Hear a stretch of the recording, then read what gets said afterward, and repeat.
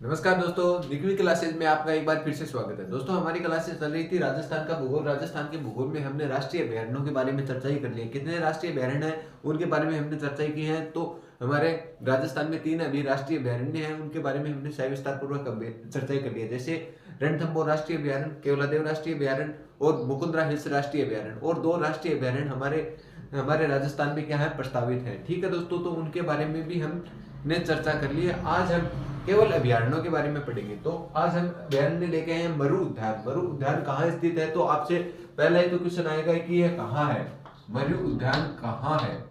तो कहाँ है तो आपसे पूछ लिया जाए तो यह जैसलमेर व बाड़मेर में स्थित है। जैसलमेर व बाड़मेर, बाड़मेर। दोस्तों क्वेश्चन लिखो, क्षेत्रफल की दृष्टि से यह राजस्थान का सबसे बड़ा अभयारण्य है। क्या है? क्षेत्रफल की दृष्टि से यह राजस्थान का सबसे बड़ा अभयारण्य है। सबसे बड़ा अभयारण्य है।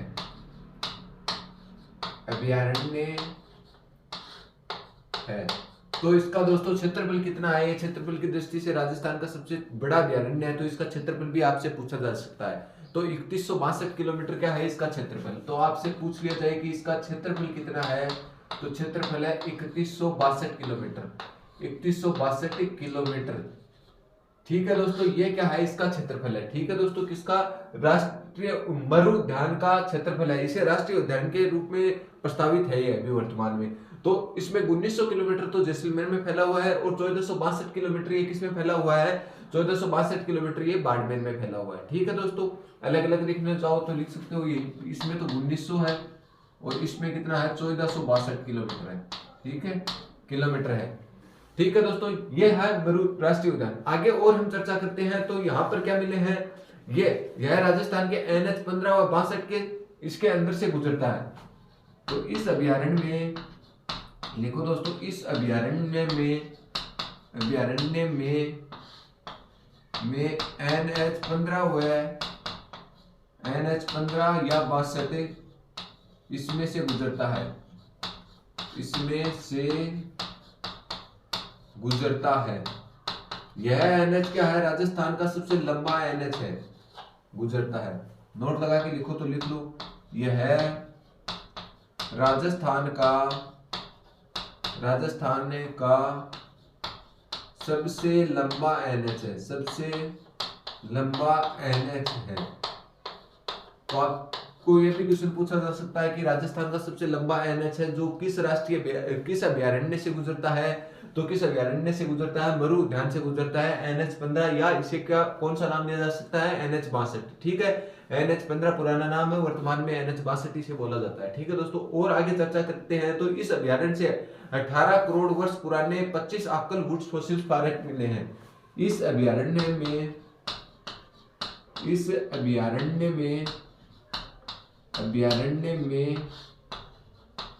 18 वर्ष करोड़ पूर्व है, मतलब 18 करोड़ वर्ष पूर्व है। 18 करोड़ वर्ष पूर्व के 25 आकल वुड्स फॉसिल पारक मिले हैं।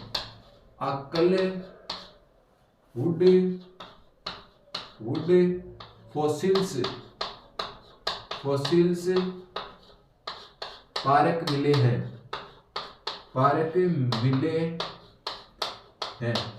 तो आपसे पूछ लिया जाए 18 करोड़ वर्ष पूर्व आकल फॉसिल्स पारक की किस अभयारण्य में मिले हैं? तो मरु उद्यान में मिले हैं। ठीक है दोस्तों, यह सर्वाधिक जैव विविधता वाला अभयारण्य है। तो लिखो दोस्तों, यह सर्वाधिक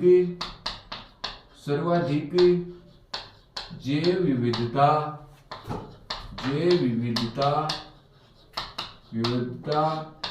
वाला अभयारण्य है।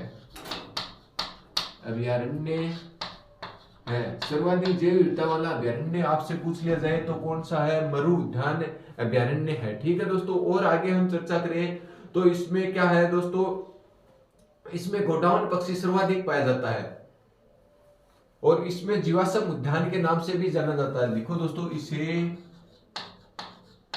तो ये पुराने किसके, आजकल फॉसिल पार्क के जीवाश्म के अवशेष मिले, इसलिए इसे जीवाश्म उद्यान के नाम से जाना जाता है। इसे जीवाश्म उद्यान के नाम से जाना जाता है, उद्यान भी कहा जाता है। तो आपसे पूछ लिया जाए जीवाश्म उद्यान किसे कहा जाता है, किसे कहा जाता है? मरु उद्यान को कहा जाता है। ठीक है दोस्तों, और आगे हम चर्चा करें तो यहाँ गोडाउन पक्षी सर्वाधिक मात्रा में पाए जाते हैं। लिखो दोस्तों यहाँ गोडाउन पक्षी सर्वाधिक पाए जाते हैं, सर्वाधिक पाए जाते हैं। तो आपसे पूछ लिया जाए सर्वाधिक गोडाउन पक्षी किस अभयारण्य में पाए जाते हैं? मरु उद्यान में पाए जाते हैं। गोडाउन पक्षी का वैज्ञानिक नाम आपसे पूछ लिया जाए तो ग्रेट इंडियन मस्टर्ड गोडाउन पक्षी का वैज्ञानिक नाम है।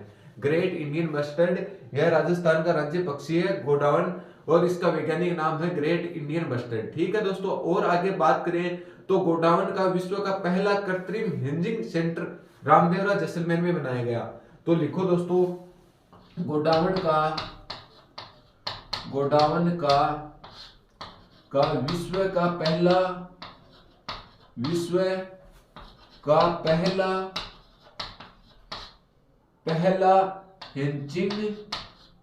हेंजिंग सेंटर, आपसे पूछ लिया जाए विश्व का पहला हेंजिंग सेंटर गोडाउन पक्षी के लिए कृत्रिम हेंजिंग सेंटर, ऐसे लिखो कृत्रिम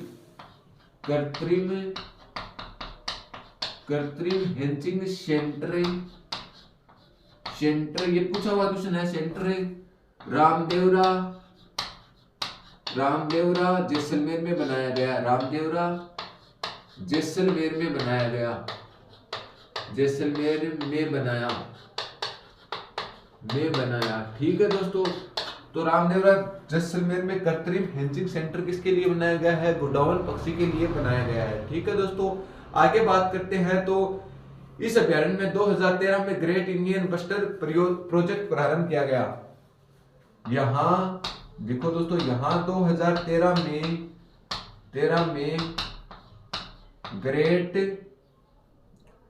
ग्रेट इंडियन बस्टर्ड परियोजना प्रारंभ की गई, या प्रोजेक्ट, ऐसे लिख लो प्रोजेक्ट प्रारंभ किया। ये कई बार क्वेश्चन पूछा हुआ, ग्रेट इंडियन बस्टर्ड के लिए कब केंद्र सरकार ने कब प्रोजेक्ट प्रारंभ किया? तो 2013 में किया गया था, रिट में आया हुआ क्वेश्चन है। ठीक है दोस्तों, और आगे बात करते हैं, इसमें प्रमुख रूप से एक घास पाई जाती है। तो यहाँ प्रमुख रूप से कौन सी घास पाई जाती है? इसमें प्रमुख रूप से सेवण घास पाई जाती है। लिखो दोस्तों इस अभ्यारण्य में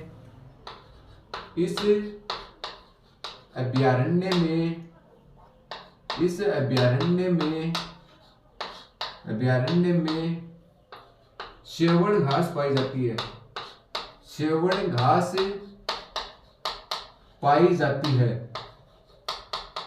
पाई जाती है। तो आपसे पूछ लिया जाए सेवण घास किस अभ्यारण्य में पाई जाती है? तो सेवण घास मरु उद्यान में पाई जाती है। केवलादेव में भी ये मोथा घास और कौन सी घास, एंजा घास पाई जाती थी, जिसमें साइबेरियन सार्स की उलझने के कारण क्या हो जाती थी? मृत्यु हो जाती थी। यहीं पे कौन सी घास पाई जाती है? सेवण घास पाई जाती है। सेवण घास का आपको वैज्ञानिक नाम पूछ लिया जाए तो लिसियूरस सिंडिकस है, लिसियूरस सिंडिकस। वैज्ञानिक नाम आपसे पूछ लिया जाए लिसियूरस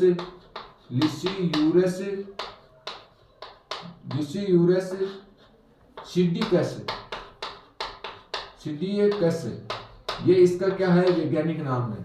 और यह अभ्यारण्य कौन सी, इस अभ्यारण्य से कौन सी नहर गुजरती है? तो इस अभ्यारण्य से इंदिरा गांधी नहर परियोजना गुजरती है। इस अभ्यारण्य में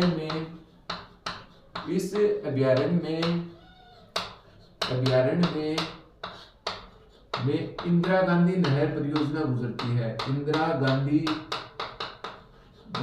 नहर परियोजना जाती है। नहर परियोजना परियोजना गुजरती है। तो आपसे पूछ लिया जाए इंदिरा गांधी नहर परियोजना किस अभ्यारण्य से गुजरती है? मरु उद्यान से गुजरती है। ठीक है दोस्तों, ये था आपके सामने मरु उद्यान। मरु उद्यान में हमने क्या पढ़ा है, एक बार हम इसका फिर से रिवीजन करते हैं कि मरु उद्यान में हमने क्या क्या पढ़ा अभी तक। मरु उद्यान के बारे में सबसे पहले तो हमने ये पढ़ा कि मरु उद्यान है कहां पर स्थित।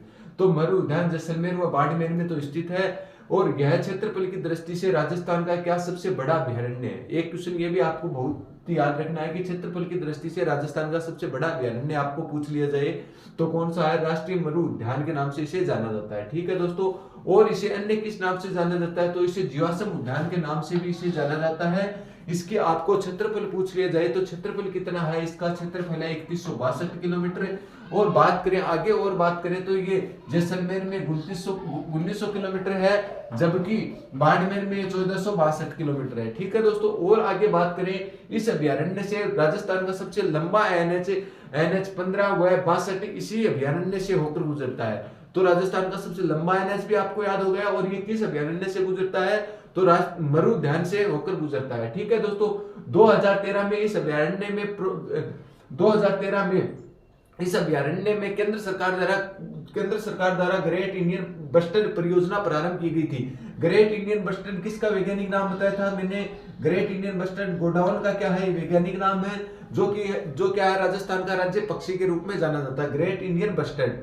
ठीक है दोस्तों, ग्रेट इंडियन बस्टर्ड किसका वैज्ञानिक नाम है? तो गोडाउन पक्षी का वैज्ञानिक नाम है। ये सर्वाधिक कहां पाए जाते हैं? राष्ट्रीय मरु उद्यान में पाए जाते हैं। ठीक है दोस्तों, इस अभ्यारण्य में 18 करोड़ वर्ष पूर्व 25 आकल वुड्स फॉसिल्स पारक के अवशेष प्राप्त हुए हैं। तो आपको पूछ लिया जाए सबसे प्राचीनतम आकल वुड्स फॉसिल्स पारक के अवशेष किस अभ्यारण्य से प्राप्त हुए हैं? तो इसे मरु उद्यान से प्राप्त हुए हैं। ठीक है दोस्तों, आगे बात करते हैं इस अभ्यारण्य में इंदिरा गांधी नहर परियोजना इसी अभ्यारण्य से होकर गुजरती है। और आगे बात करें तो इसमें विश्व का पहला कृत्रिम हेंचिंग सेंटर स्थापित किया गया। किसके लिए? गोडाउन पक्षी के लिए पहला कृत्रिम हेंचिंग सेंटर स्थापित किया गया, और वो कहां पर स्थित है? रामदेवरा कहां पड़ता है? जैसलमेर में पड़ता है। ठीक है दोस्तों, और आगे बात करें इसमें सर्वाधिक जैव विविधता वाला अभ्यारण्य के रूप में जाना जाता है, क्योंकि यहाँ प्राचीनतम आकल वुड्स फॉसिल पारक के अवशेष मिलने के कारण यहाँ क्या पाई जाती है? सर्वाधिक जैव विविधता के अवशेष भी यहाँ पाए जाते हैं। तो सर्वाधिक जैव विविधता किस अभ्यारण्य में आपसे पूछ लिया जाए तो मरु उद्यान जैसलमेर में सर्वाधिक जैव विविधता पाई जाती है। ठीक है दोस्तों, और आगे बात करते हैं तो इसमें एक प्रकार की घास पाई जाती है। वो प्रसिद्ध घास कौन सी है? सेवण घास है। ये सेवण घास किसके लिए प्रसिद्ध है? सेवण घास सर्वाधिक गोडाउन पक्षी इसको चाह कर खाते हैं। तो सेवण घास का वैज्ञानिक नाम है लेसियूरस सिडिकस। लेसियूरस सिडिकस सेवण घास का क्या है? वैज्ञानिक नाम है। ये कई बार ये क्वेश्चन भी पेपर में पूछा हुआ क्वेश्चन है, तो एक बार आप इसका स्क्रीनशॉट ले, फिर अगले अभ्यारण्य के बारे में पढ़ेंगे। एक अभ्यारण्य हमने क्या है कंप्लीट कर लिया अभी।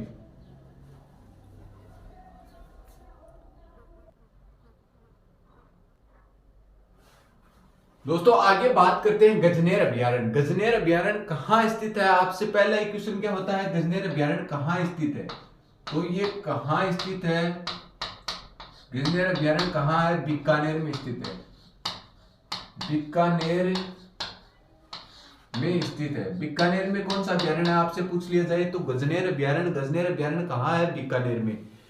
ये क्यों प्रसिद्ध है इस हम चर्चा करेंगे। ये बटवड़ पक्षी के लिए प्रसिद्ध है। यह है, लिखो दोस्तों, यह अभ्यारण्य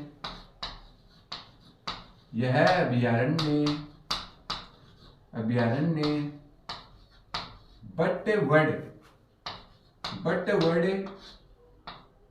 पक्षी के लिए प्रसिद्ध है। बटवड़ पक्षी के लिए प्रसिद्ध है। बटवड़ पक्षी के लिए कौन सा अभ्यारण्य प्रसिद्ध है? तो आपसे पूछ लिया जाए गजनेर अभ्यारण्य प्रसिद्ध है। ये बटवड़ पक्षी को और किस नाम से जाना जाता है? इसे रेत का तितर भी कहा जाता है। इसे क्या कहा जाता है? इस पक्षी को क्या कहा जाता है? इसे रेत का तितर कहा जाता है। तितर कहा जाता है। तो रेत का तितर किसे कहा जाता है? बटवड़ पक्षी को रेत का तितर भी कहा जाता है। इसके लिए कौन सा अभ्यारण्य प्रसिद्ध है? तो गजनेर अभ्यारण्य प्रसिद्ध है। ठीक है दोस्तों, इसे पेयजल की पूर्ति गजनेर झील से प्राप्त होता है। तो इस अभ्यारण्य को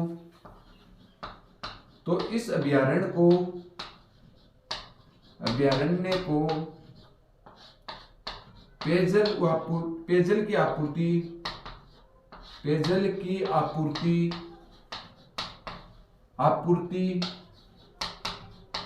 आपूर्ति गजनेर झील से की जाती है। गजनेर झील से की जाती है। तो आपसे पूछ लिया जाए गजनेर झील कहाँ स्थित है, तो गजनेर झील भी कहाँ स्थित है, बीकानेर में स्थित है। इसे क्या कहा जाता है, गजनेर झील को शुद्ध दर्पण की संज्ञा दी जाती है। तो इसे पानी के सुंदर दर्पण भी कहते हैं। गजनेर झील को क्या कहते हैं, यहीं पे नोट लगा के लिखो, इसे पानी का शुद्ध दर्पण कहते हैं। इसे पानी का शुद्ध दर्पण कहते हैं। शुद्ध दर्पण कहते हैं। तो पानी का शुद्ध दर्पण किसे कहते हैं, गजनेर झील को पानी का शुद्ध दर्पण भी कहते हैं।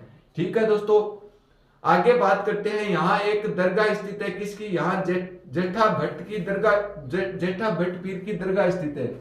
तो लिखो दोस्तों, यहाँ जेठा भट्ट पीर की दरगाह स्थित है।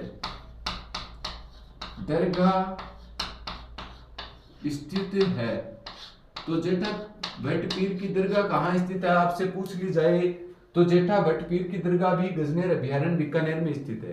ठीक है दोस्तों, ये था आपके सामने गजनेर अभ्यारण्य। गजनेर अभ्यारण्य में हमने क्या पढ़ा है, गजनेर अभ्यारण्य में हमने पढ़ा ये कहाँ स्थित है, तो बीकानेर में स्थित है। ये किसके लिए प्रसिद्ध है, बटवड़ पक्षी के लिए प्रसिद्ध है। और बटवड़ पक्षी को क्या कहा जाता है, रेत का तितर कहा जाता है। ठीक है दोस्तों, रेत का तितर किसे कहा जाता है, बटवड़ पक्षी को कहा जाता है। आगे बात करते हैं, इसे पेयजल की आपूर्ति कौन सी झील के माध्यम से करवाई जाती है, तो गजनेर झील के माध्यम से करवाई जाती है। और गजनेर झील को किस के नाम से जाना जाता है, पानी के सुंदर दर्पण के नाम से। शुद्ध सुंदर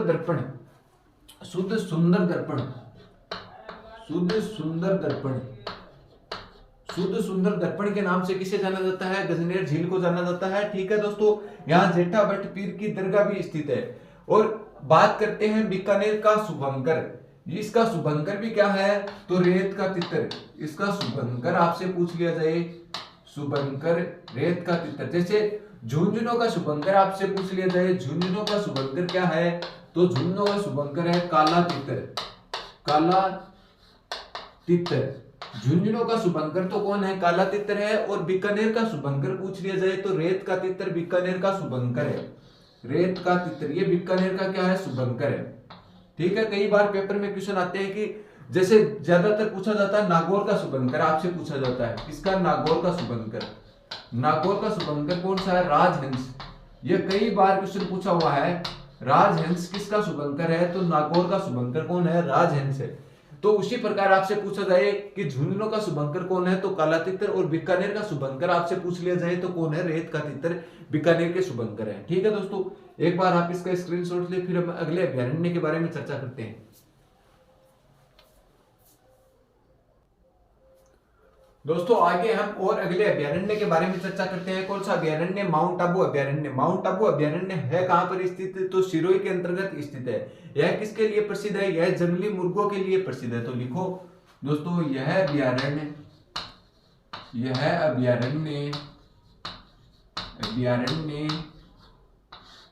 जंगली मुर्गों के लिए प्रसिद्ध है।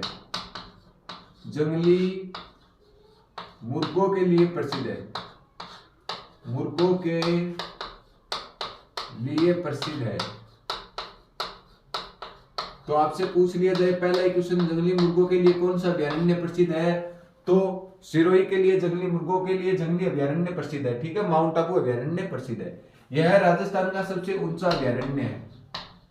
यह राजस्थान का सबसे ऊंचा अभ्यारण्य है। यह राजस्थान का सबसे ऊंचाई पर स्थित अभ्यारण्य है। ऊंचाई पर स्थित अभ्यारण्य है। पर स्थित अभयारण्य है।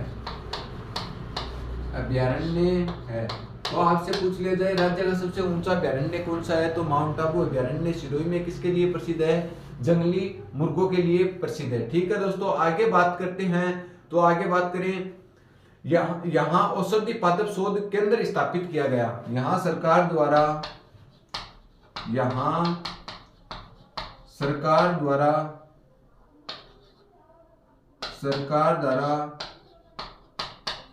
केंद्रीय औषधि पादप केंद्र स्थापित किया गया है। तो औषधि पादप केंद्र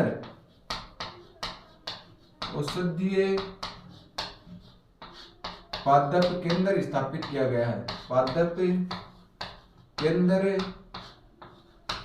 स्थापित किया गया है।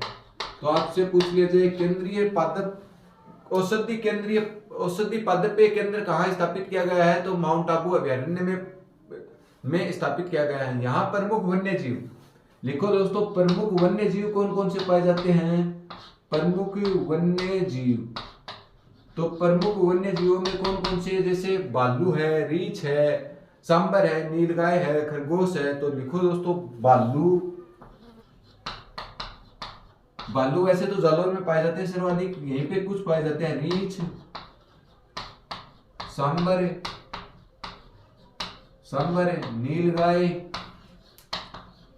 नीलगाय। और आगे बात करते हैं तो जंगली मुर्गे।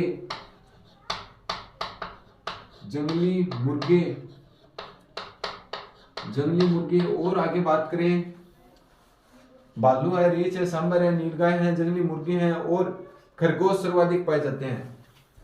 और खरगोश आगे लिख लो, सिरोही का शुभंकर कौन सा पक्षी माना जाता है, तो सिरोही का शुभंकर जंगली मुर्गे सिरोही का शुभंकर है। लिखो दोस्तों, सिरोही का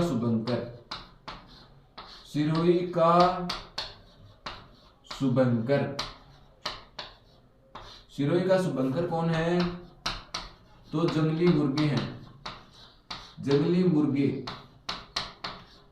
मुर्गे क्या है, सिरोही के शुभंकर हैं। ठीक है, ये था आपका कौन सा अभयारण्य, माउंट आबू अभयारण्य। माउंट आबू अभयारण्य कहाँ स्थित है, तो माउंट आबू अभयारण्य सिरोही में स्थित है। और किसके लिए प्रसिद्ध है माउंट आबू अभयारण्य, तो जंगली मुर्गों के लिए ये प्रसिद्ध है।